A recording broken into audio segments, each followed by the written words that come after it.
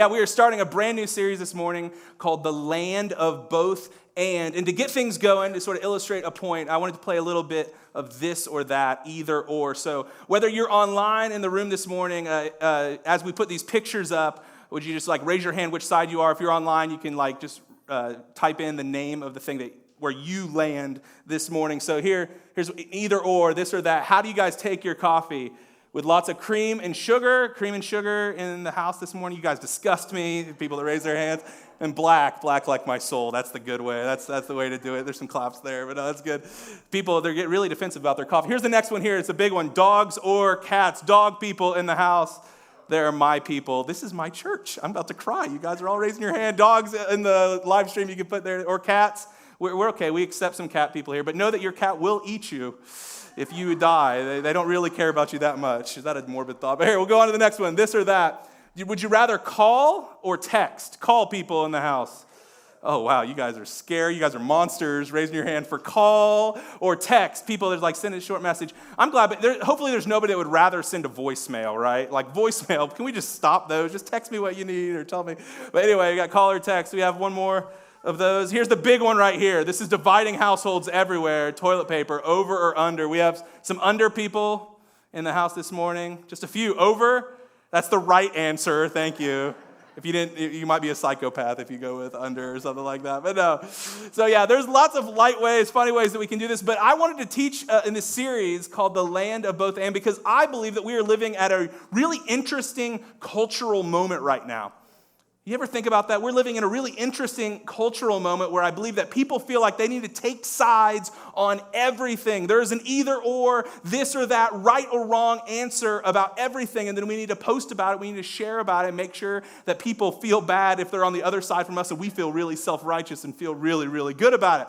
You guys think about this. This cultural moment we're living in is a very much either or, this or that moment. We can go to masks or no masks, right? There's either or, people that are really feel really strongly on both sides. We can think about the cultural moment we've been having with Black Lives Matter or support police. It feels like there's no middle ground between the two, but people need to pick a side. And in the political realm, there are people that feel like they need to agree with everything the Republican Party says, or they need to agree with everything the Democratic Party says. And if you disagree, that you are wrong. We're in this cultural moment of this or that, in a way that I've never experienced before. And people that are much more advanced in age, they tell me they've not experienced it before either. In a this or that moment. And the reality with the cultural moment that we find ourselves in is that there are, this thing seeps into other areas of our life. Sometimes it even seeps into our spiritual life or what we think about God, what we think that God thinks about us. And so what we're going to do for the next 3 weeks is we're going to tackle this or that culture, and we're going to walk in learning how to navigate through the land of both and in a couple different areas. We're going to talk about what it really means to be strong and what it really means to be weak. And next week, we're going to talk about what it means to have mercy on people that have different convictions than we do, but how we can have conviction and show mercy at the same time. And this morning, we're going to talk about how to navigate the land of both and when it comes to faith, trusting God, and our doubt. The difference between faith and doubt. So let me just start talking about doubt. There are many things in my life that I doubt, you guys. I doubt that the president's true hair color at this stage of his life is that blonde. I doubt that. I also doubt that Joe Biden's teeth are that good looking at this part of his life too, right? I had to defend both sides there for sure. I doubt when you go to a fast food restaurant, the salads you get are made out of real vegetables. They might be inspired by carrots, but there's no way they're good for you. There's no way they're really carrots. Right? I doubt that I ever see Social Security. I'm just not counting on ever seeing it. It's probably not going to be solvent by the time that I get there. But there are some things that I doubt in my life. But if I can be honest with you in a little bit of a reverse confessional here, a pastor on a stage talking to people, there are things in my life that I doubt sometimes when it comes to God. And there's lots of reasons why we doubt. So I want to put this question on the screen and just sort of explore this for a little bit. Why do we experience doubt? No matter where you are on the spiritual spectrum, whether you consider yourself a follower of Jesus or not, we've all had some experience with doubt. And there's lots of different reasons why you and we experience doubt. The first one is this, I think, that life sometimes hits us out of nowhere. And bad things happen to us when we were doing nothing wrong. And so we look up at God and we think, oh, God, where are you? I mean, why? If you're a loving, good God, why would you allow bad things to happen to me? Allow bad things to happen to us? And maybe it hits you even harder when you see people that you love and they experience bad things happen to them. And you're like, God, how could you let that happen to my kid, to my spouse, to my family member? We think, what in the world is going on? And sometimes we think this about God. God, if I had all of your powers and if I had all the abilities that you had, I would at least do that thing that I'm asking for. I mean, that's what I would do if I had all your powers. And then we think, God, where are you in the midst of this suffering and this pain? Anybody with me? Have you ever experienced that kind of doubt? Like, where are you, God? Why do you allow bad things to happen to good people? Here's another reason why I feel like we experience doubt in our life. Sometimes we have a cognitive dissonance, or we have this tension between what we believe and what we think between what we think about God and what we believe and what we see in the world. For example, we might say God loves everybody the same, but there are people that live on less than $1 a day in our world. And so we think, God, what is going on there when we have so much and they have so little? I experienced some doubt in my life years ago when I got to travel to the beautiful country of Haiti. Haiti is an incredible country. I've been there 3 times, and they are incredible people. So joyful, so happy, but at the same time, most of them live on dirt floors, and it's the poorest country in the Western Hemisphere. And so I remember having a great trip, spending time with these beautiful people, and coming home, and I was in the airport after a week living with the Haitian people, and I remember biting into a Chick-fil-A sandwich at the airport, because that's the first thing you've got to do when you come back to America, right? Have a little bit of the gospel bird, the Christian chicken. And I remember biting into it and being so happy. And then all of a sudden I had this dark thought come into my mind, like those people that I just spent a week with, they'll never experience this. And I'm here thanking God for this thing that they could never afford, or they could work a month to afford. I remember thinking, God, how can you allow this to happen? And I had a little bit of cognitive dissonance, a little dissonance between what I believed and what I saw in my life. And sometimes that's why we experience doubt. Other times, this might sound weird to say, but sometimes the Bible is why we experience doubt and we have questions come into our minds, right? Maybe it's the Bible and what we read, or maybe it's the way that the Bible is used or talked about, and we think, man, how am I following this thing? Because this seems pretty old. It feels antiquated. Sometimes the words don't seem like they line up with our modern world. And it can be confusing. I remember when I was a middle schooler, I started actually reading the Bible for the first time on my own, which is a really scary thing. And I remember finding so many things that I'm like, well, that feels kind of human. And I remember at the time I thought that God inspired the scriptures by taking these guys and forcing their hands down, using the Force from Star Wars, taking their hands with a quill or whatever they're writing with and writing these words like a direct beam from heaven. But then when I started reading, I'm like, man, there's some humor, there's some sarcasm, there's some humanness in these words. And it really messed with me. And I thought, maybe the Bible's not what I thought it was. And it led me on a journey really rediscovering the Bible, because it's a complicated book. It's actually a library of books written over different centuries that we have for us today. And so maybe for you, it's the Bible. That's why you've experienced doubt, because it doesn't make sense to you. Or maybe this is the reason why you are experiencing doubt in your life. So maybe God created you to be a critical thinker, where you ask questions all the time. You ask the questions that annoy the teachers, annoy everybody around you, but you're just trying to pick things apart because that's just the way that God created you. And let me just say this as a little sidebar. Like I said, God created you that way. It is not wrong to be a critical thinker. It is actually a gift to be a critical thinker. So keep asking your questions. But maybe along your journey, you went to a spiritual leader, a Sunday school teacher, a pastor, a youth pastor, and they told you to stop asking questions. And so it made you think, oh, this whole thing must be junk, because if I can't ask questions, what good is it? There's all these different reasons why we experience doubt. And maybe one of the main reasons we experience doubt is because somebody that had spiritual leadership, spiritual authority, they acted in a way that they shouldn't have acted, and it hurt you, and it made you think, how could they be such a phony? This whole thing must be fake. There's all these different reasons why we experience doubt. So I just want to put those all out on the table this morning, wherever you are on your faith journey. And I want to give you this hopeful thought that we're going to lead into for the rest of our time together. And here's the thought I want to give you, that doubt is not the enemy of faith. doubt is not the enemy of faith. I'll go further to say that doubt is not a sin. Doubt is not a dirty word.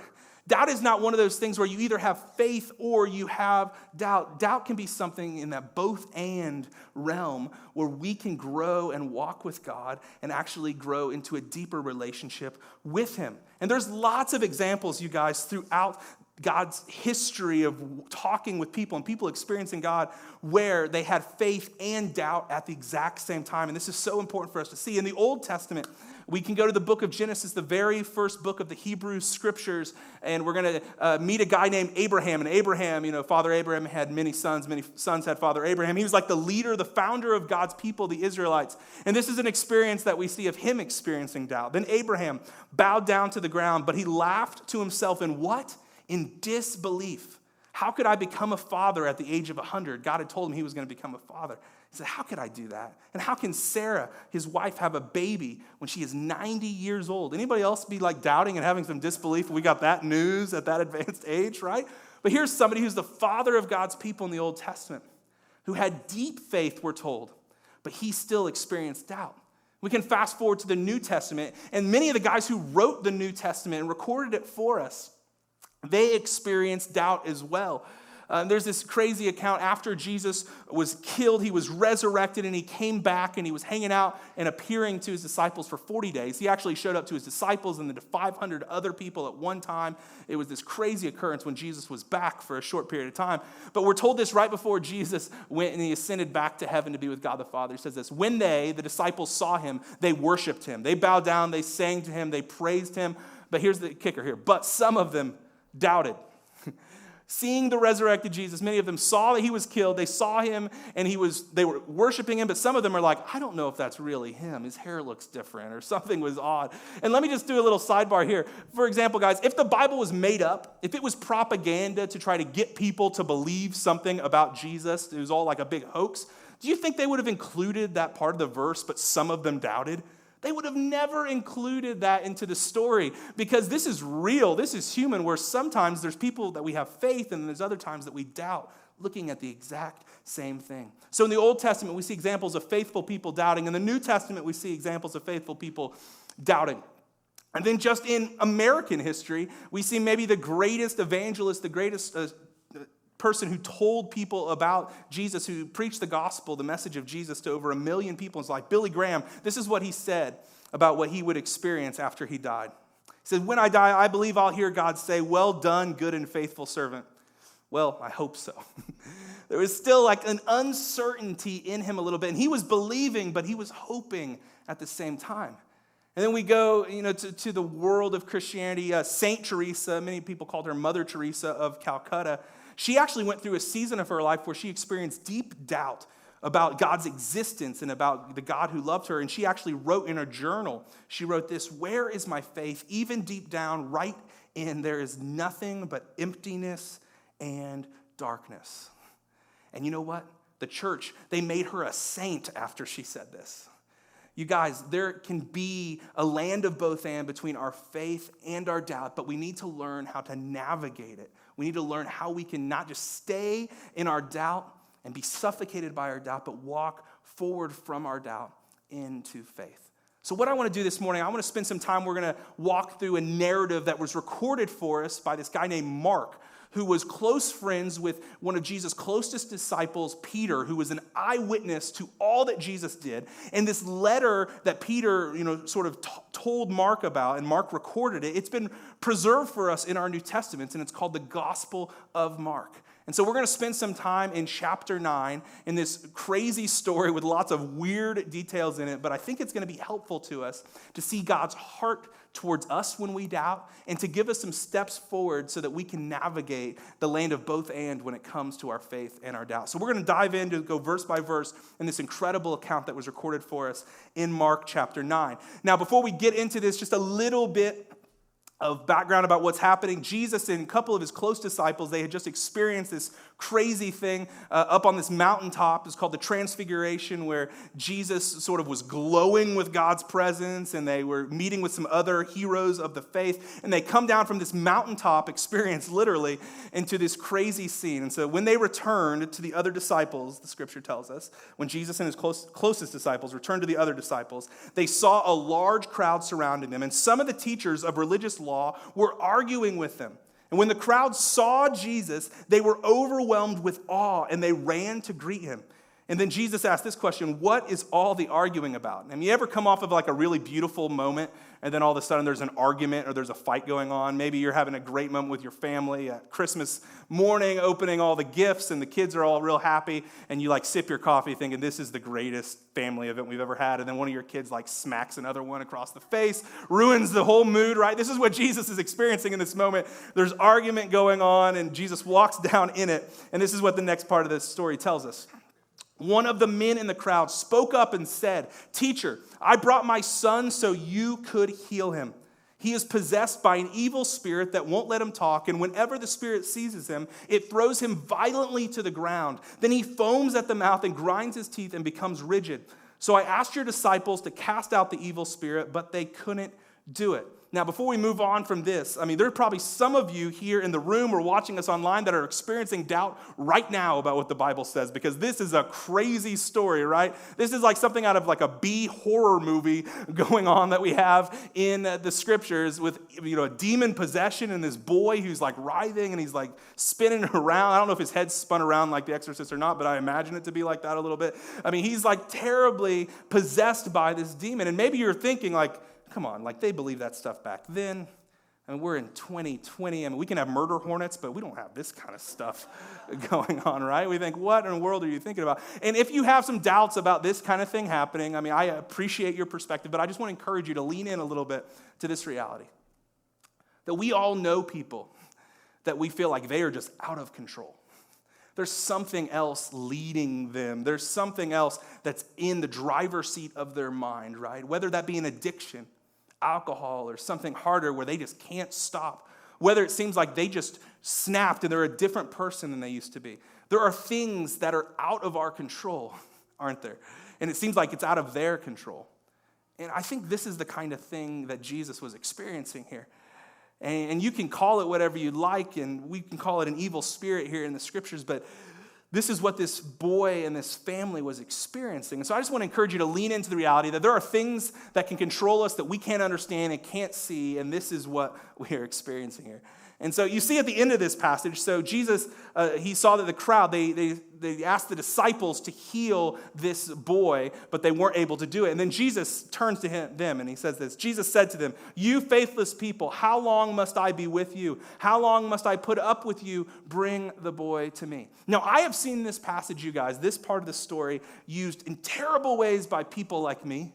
And by people looking at the scriptures, because I think people look at this verse and they're like, see, this is why you should never have doubt. This is why you shouldn't doubt. You should be faithful, not faithless, like these people.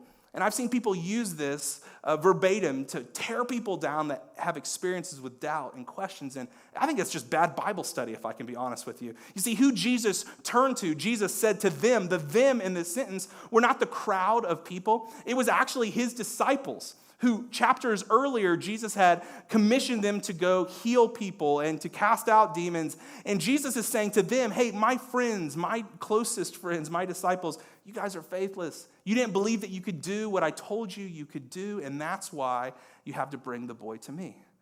Jesus isn't saying that we're all faithless, and he's like, how long must I put up with you? How long must I be with you? He's not doing that. He's sort of joking around with his closest friends. He's sort of jabbing at his friends, saying, come on, you guys should believe of what I told you, right? You've seen me do incredible things. But he turns to his disciples and he's like, come on, you guys can do better than that. Bring the boy to me. You're about to see something pretty spectacular, is kind of what he's saying here. He continues on in the next verse. So they brought the boy. But when the evil spirit saw Jesus, it threw the child into a violent convulsion, and he fell to the ground, writhing and foaming at the mouth. Again, we're into like this horror scene, this horror movie scene, where this boy is thrown down on the ground. It feels like something out of The Exorcist. And can you imagine just being part of the crowd and seeing this moment? I mean, it would be horrifying. It would be so scary. It would be like, I got to get out of here as soon as possible. But then something else I want to ask you about. Can you imagine being the boy's father in the middle of this scene? For fathers, for mothers in the room or watching online this morning, can you imagine the pain that you would feel seeing your child going through this?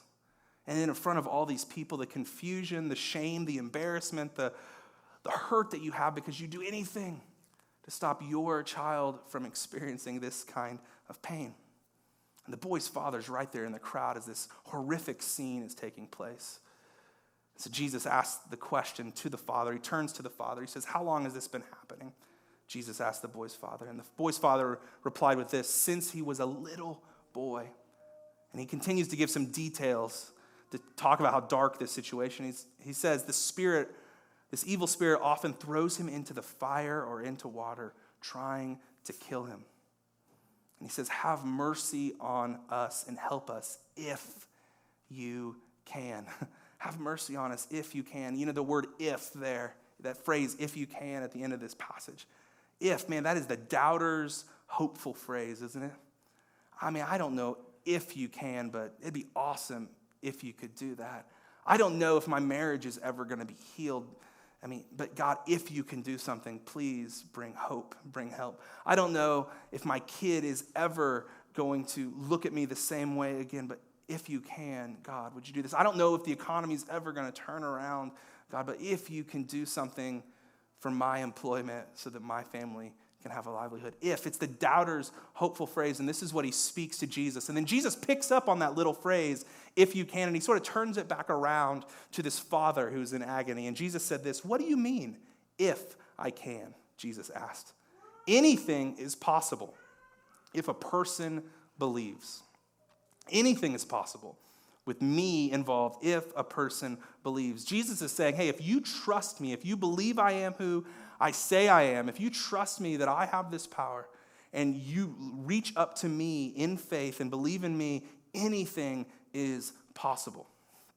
Anything is possible. So you imagine the father, he's just thinking, oh, I just got to believe. I just got to tell Jesus, even if I don't believe, I just got to tell this guy that I believe. I'm going to tell him, I believe in you, Jesus, with all of my heart. I will follow you no matter what. You are so powerful. I believe in you. Heal my boy. I believe that you can do it. That's what we'd imagine the father needed to say. But what does the father say back to Jesus? I mean, he really messes up here. He said, the father instantly cried out, I do believe, but help my unbelief. I do believe, but help my unbelief. Man, we think that the father really messed up here because Jesus said all he had to do was believe. And he says, I mean, I do believe, but I also don't believe. I've got faith, but I've got doubt at the same time. And that phrase, I do believe, but help my unbelief, it's a phrase that we place into our lives, into our world all the time. When you think about parenting with your kids, you trust that God will take care of your kids, and he's a good father to you and your family, so he'll be a good father to your kids as well. But we also get nervous when something is irregular with their health, right? Right now, you might be nervous about your kids going back to physical school and not knowing what school is going to look like in the fall. I mean, you do believe that God is in control, but you're dealing with some doubts, some questions, some anxieties at the same time. Maybe for you, you're in the middle of a job transition to where your job is not what it used to be, or your job's not there anymore, and you're looking for work, and you believe that God will provide for all of your needs because he's a good father, and that's what you're supposed to believe, that's what you say. But you also are like, God, is there ever going to be something as good as my last job? With the pay being similar, to the benefits being similar? Is this going to set us back from our plan 5 to 7 to 10 years? You do believe, but you have some unbelief. Maybe for you, it's this faith and unbelief thing is going on with this pandemic that we're all experiencing, where you think to yourself, I mean, is this really going to end? Are the masks going to kind of be forever? When is the vaccine going to happen? Is the vaccine going to work? When can we go to concerts again? When can we do normal things again? And you believe that God's not going to let this world spin out of control, but you're like, man, it just doesn't seem like things are moving in the right direction at the pace that I want. God, where are you? We all experience this. I do believe, but help me in my unbelief. So this is what I think is fascinating. We think, how will Jesus respond to this half-hearted, barely there faith of this father who's in agony? How do you think he will respond? Now, we might assume that Jesus would respond like this. This is what I would do here. We'll put this verse up. Not really a verse. This is from 1 Larrisonians 9:25. Thou cannot express seriousness. I am utterly offended and appalled by your lack of trust in my supernatural abilities. I wish you good fortune on finding another Messiah to do the job. And have a good day, or something like that. We might assume this is what Jesus is going to say to this little bit of faith of this father. But we don't find this at all. We find Jesus immediately bends down, heals the boy, casts the demon out, restores a family, restores years and years of agony into years and years of hope and life and laughter and memories in this family. Jesus saw the half-hearted, barely there faith of this father, and he honored it, showing us once again that faith and doubt is not an either or, it's a both and. And Jesus isn't afraid of it. He's not intimidated by it at all. And it leads us to this point right here, we'll put up on the screen, that it's the object of your faith, not the quality of your faith, that saves you.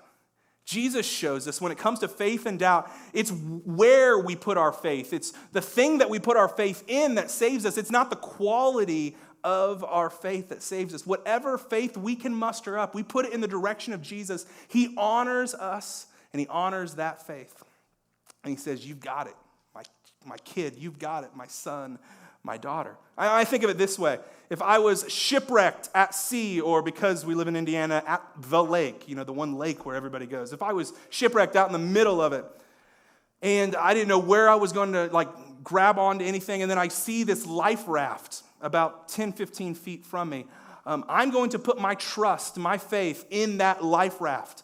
I don't care if it looks really ratty. I don't care if it's got, dirt all over it. I'm not going to stop and check the Amazon customer reviews to see how great this life raft is going to go. I'm going to put all my faith and all my trust in this spare life raft to save my life. And I think in the same way, Jesus is inviting us to put whatever faith we can muster into the direction, the object of his son Jesus. And it's not about having perfect faith. It's not about never messing up. It's not about never having any questions. But Jesus saves us and he invites us into a relationship with him. We put our faith in him, whatever faith we can muster. So, as we try to get this thing practical to you guys about some next steps that you can take, I want us to understand this when it comes to your relationship with God, or what you believe about God. And we'll put this up on the screen, that God desires our honesty, not certainty. God is a relational being who wants to know you and be known by you. And what do all relationships have in common? There's honesty and there's connection that's found there. God is not after certainty at all, but God desires you to be honest with him about your doubts and your questions. And there's no better example we see of this in the scriptures than the book of Psalms in the Old Testament. The book of Psalms were written by lots of people, but most of them were written by this guy named David, who was a king, and we're told he was a man after God's own heart. But the Psalms are kind of fascinating. They're like these really old worship songs and poems that were written. And they're kind of raw. I mean, we don't sing a lot of the same kind of words that are found in the Psalms on Sunday morning. Eugene Peterson, who was a great scholar and Christian writer, he said that praying the Psalms is kind of like learning how to cuss at God without cussing. It's a way to be real with him without using swear words, but like to be real with him. And this is the kind of impolite talk that we see in the book of Psalms. You see this, David says, I have been forgotten like one who has died. Why, Lord, do you stand so far off? Why do you hide yourself in times of trouble? Oh, Lord, how long will you forget me? Forever? How long will you look the other way? What's fascinating about all these passages, and I could have picked 20 more, this is someone being real, raw, honest with God of these questions and these doubts that he was experiencing. They're not polite prayers. They're coming from real, authentic emotion. And here's another thing I want you to see about David in these Psalms. That David, he was a man of doubts and questions, but he was also a man of faith. Like I said earlier, he was a man who was described as a man after God's own heart. A man of faith and doubt, a man of both and. God, he desires our authenticity, not our certainty. So, How can we take some next steps in navigating this land of both and with our faith and our doubts? I mean, how can we navigate this world? There are 3 steps I want to give us. Real practical things you can do the rest of your day into your next week. The first one is this: bring your doubts and questions to God. Bring your doubts and questions to him. Naturally, what we do when we have doubts and questions about God is that we don't say anything. And we just sort of slide away from even believing that he is real and trusting what he has said.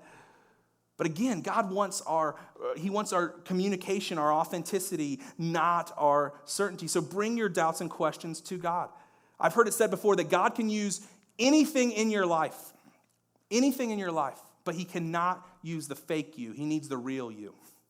He needs what's really going on underneath the surface, not the mask that you wear, no pun intended. He wants the real you, and he will work with it, and he will help you navigate your next step. But bring the real you. Be honest. Pray honestly. Pray, God, I don't know if you're even listening, but I hope you are. I don't know if you're there. God, I don't even know if you care. It doesn't seem like you care, but I want to trust that you are, and I want to walk with you in this. Don't be afraid to be impolite with God, because sometimes that's what he asks for. Maybe to be impolite and be real and raw, but go to him still because he cares about you. Bring your doubts and questions to God. Don't hide them away. Don't stuff them in a corner, because here's the other reality. He already knows. He just wants you to tell him. He wants you to walk with him in it. So bring your doubts and questions to God. The next step is this: bring your doubts and questions to others. I've said this many times in the launching of Bridgeway this last year, that doubt is not the enemy of faith, but you know what is the enemy of faith? Silence. Silence is the enemy of faith. My friends, hear me on this. You need friends. You need people in your life that you can go there with, that you can ask the tough questions to, that you can say that thing that's been rattling around in your head and you're afraid to say it out loud. You need friends where you can say those things out loud to, and they can be like, man, thanks for sharing that. Let's do some work on this together. Let's talk about this together. Everybody needs friends where you can go there and be real with.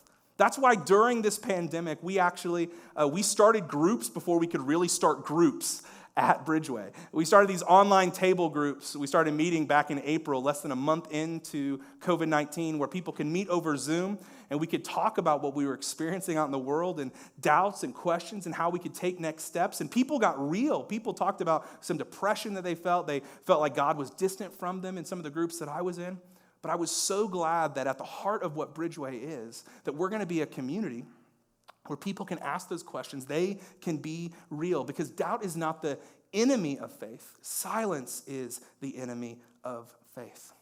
So be real with God about your doubts and questions. Bring your doubts and questions to others. And here's the last thing, and I didn't used to talk about this when I talked about doubt, but it's so important. You've got to do the work. Sometimes you just sit in your doubts and questions, and you don't really want to do the research. You don't really want to do the reading. You don't really want to talk to anybody. You just want to sit in it. And my friends, that is toxic when you sit in that doubt and you don't bring it to God, you don't bring it to others, and you just sort of sit and sulk in your doubts and questions. I want to encourage you to do the work. Do the research. Don't just do a simple Google search, but do a Google search too. Talk to people, read the books, watch the movies, do whatever it takes. Don't sit in it. Because you know what I've experienced in my life is that when we do the work, when we talk to God about the doubts and questions, we talk to other people about it, when we do the reading, watch the videos on YouTube, you know what happens with our doubt? Doubt's not the enemy of our faith, but it can actually help grow our faith, deepen our trust in God when we actually do the work. So do the work, my friends. If you feel in doubt and questions this morning, do the work. And let me close with this, just to encourage you. Don't let your doubt disqualify you from God's family. Don't let your doubts and questions disqualify you, because God doesn't let your doubts and your questions disqualify you. You have a home here at Bridgeway with us. We are a group of skeptics and doubters and riffraff, and we're just all trying to figure it out, taking that next step together. Don't let your doubts and questions disqualify you, because you will find a God who's not wagging his finger at you, but you'll find a God with arms wide open saying, bring them to me. I'm bigger than your doubts and questions. I'm bigger than your fears, your anxieties. I'm bigger. I've conquered death and sin. And I'm bigger than your questions and your doubts. Bring them to me. I feel like Jesus sometimes bring them on. Bring them on. I'm big enough. I hope that's encouraging to you this morning. Doubt is not the enemy of your faith, silence is. And you can bring those doubts and questions to God and others.